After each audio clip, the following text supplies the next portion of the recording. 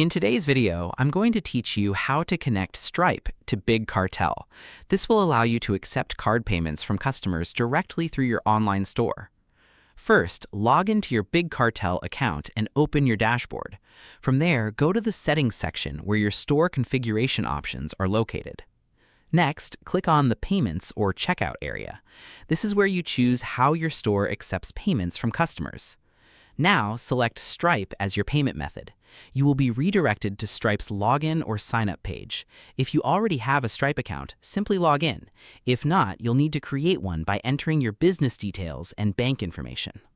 Once logged in, authorize Big Cartel to connect with your Stripe account.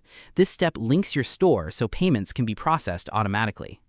After that, double-check your account details to make sure everything is correct, especially your bank information where payouts will be sent.